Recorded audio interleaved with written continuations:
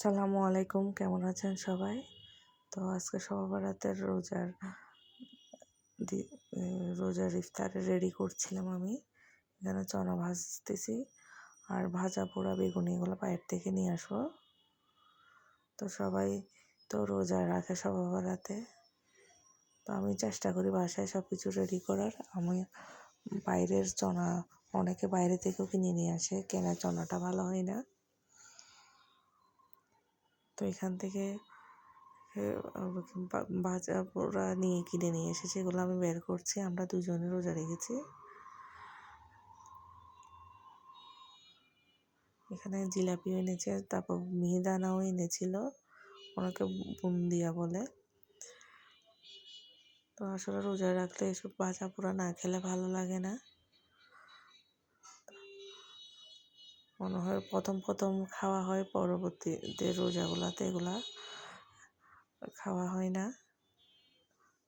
তো আমি এখানে রুটিও বানিয়েছিলাম চালের, এগুলো ভালো হয় না, একটু শক্ত হয়ে গিয়েছিল। আমি আসলে চালের রুটি বানাতে পারি না।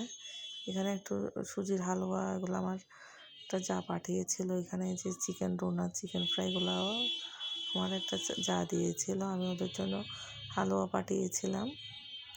তো এখানে আমি পোলাও রান্না করতেছিলাম। পোলাও তো সবাই জানে। তো চালটা হাফ সিদ্ধ হয়ে গেলে ওখানে আমি গ্রেট করা গাজর আর মটরশুঁটি দিয়ে দিচ্ছি। তো আমি পোলাওতে আদা রসুন বাটা ইউজ করি, অনেকে আদা রসুন বাটা ইউজ করে না।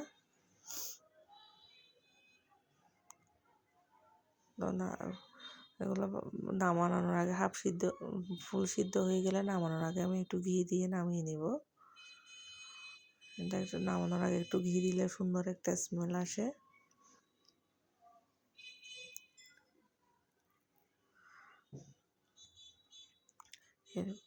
এরপর আমি রোস্টও রান্না করছি একটু।